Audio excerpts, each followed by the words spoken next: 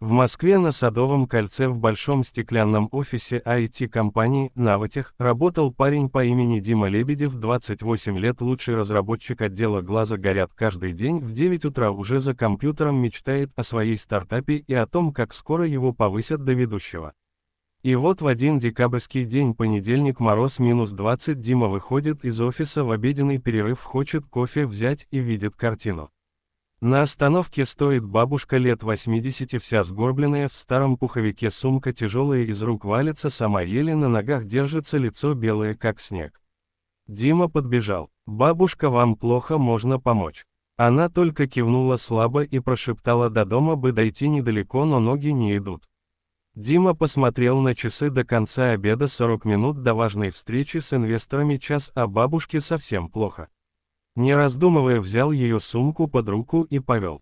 Идти было минут 15, бабушка жила в старой пятиэтажке в переулке, она все время извинялась: «Ой, мальчик мой, ты опоздаешь на работу», а Дима отвечал: «Ничего, бабушка, главное вы». Донес до квартиры, открыл ключом, который она дала, уложил на диван, чай заварил, таблетку дал, позвонил в скорую и сидел рядом, пока врачи не приехали. Врачи сказали, давление упало, хорошо, что вовремя, а то могло плохо кончиться. Дима вышел из квартиры уже в 6 часу вечера, телефон разрывается, начальник пишет: «Где ты?», встреча сорвалась, инвесторы ушли, проект под угрозой, завтра на ковер. Он только вздохнул и пошел домой пешком, мороз кусал, но на душе было спокойно. На следующий день его вызвали к директору. «Дмитрий Андреевич, вы подвели всю команду, важнейшая сделка сорвалась, из-за вашего отсутствия мы вынуждены расстаться». Дима молча кивнул, собрал вещи в коробку, попрощался с ребятами и ушел. Дома сидел грустный, мама по телефону плакала: «Как же так, сынок, работа мечты». А через 5 часов после увольнения ровно в 8 вечера раздался звонок в дверь. Дима открыл и обомлел. На пороге стоял мужчина лет 55 в дорогом пальто с седыми висками, глаза добрые-добрые. «Здравствуйте, Дмитрий, я Александр Петрович Волков, сын той бабушки, которую вы вчера спасли, Тамара Ивановна, моя мама». Дима растерялся. «Здравствуйте, проходите, я просто помог, ничего особенного». Александр Петрович вошел, снял пальто, сел за стол и сказал тихо: «Дима, я все знаю и про работу, и про то, как вы 5 часов с мамой просидели и скорую ждали, и как из-за этого вас уволили. Мама мне всю ночь рассказывала про доброго мальчика, который ее на руках нес и чай с малиной заваривал, она плакала и говорила: я 40 лет людей лечила, а в старости меня чужой человек спас». Он помолчал. «Я владелец компании «Сивертех», мы занимаемся тем же, что и ваша бывшая работа, только в 3 раза больше и лучше. Дима, у меня для вас предложение. Завтра в 9 утра приходите ко мне в офис не на собеседование, а сразу подписывать трудовой договор на должность ведущего разработчика, зарплата в 2 раза выше, чем была, плюс опцион на 5% компании». Дима открыл рот и не знал, что сказать. Александр Петрович улыбнулся. «И еще мама просила передать, она вам пирог испекла с яблоками и сказала, приходите в воскресенье на чай, вы теперь ее внук названный». Дима заплакал, не стесняясь. Александр Петрович обнял его как сына.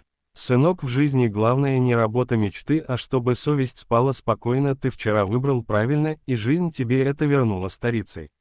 С тех пор Дима работает в «Сивертехе», через год запустил свой стартап под крылом новой компании, а по воскресеньям ездит к бабушке Тамаре Ивановне, пьет чай с ее фирменным пирогом и называет ее «Баба Тома».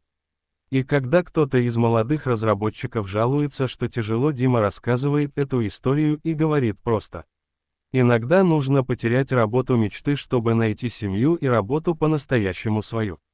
А баба Тома в свои 85 лет сидит на лавочке у дома и всем рассказывает про своего внука Диму, который однажды прошел мимо и не прошел. И добавляет тихо: вот так Господь и устраивает, иногда через 5 часов возвращает в 100 раз больше. Главное не пройти мимо старого человека, который еле стоит на остановке, потому что за ним может стоять вся твоя будущая жизнь и любовь, которую ты даже не искал. Прошло 4 года, Диме уже 32, он теперь не просто ведущий разработчик, а партнер Александра Петровича, их стартап «Доброкод» вырос в большую компанию, которая делает приложения для пожилых людей, кнопка тревоги, голосовой дневник, память о лекарствах, все простое и теплое, как бабушкин платок. А баба Тома жива-здорова в 89 лет, сама ходит на рынок, покупает яблоки для пирога и говорит продавщицам: вот мой внук приедет, сейчас ему самые сладкие выберу. По воскресеньям у нее в маленькой квартире на Сретенке уже не помещаются все, за столом собираются человек 15. Дима с женой Леной, которую встретил в компании сынишка их Сашенька 2 лет, Александр Петрович с новой женой, тихой доброй библиотекаршей Ириной Васильевной, и еще несколько бабушек, которых они с Димой по очереди из больниц забирают, чтобы не одни были. А началось все с одной.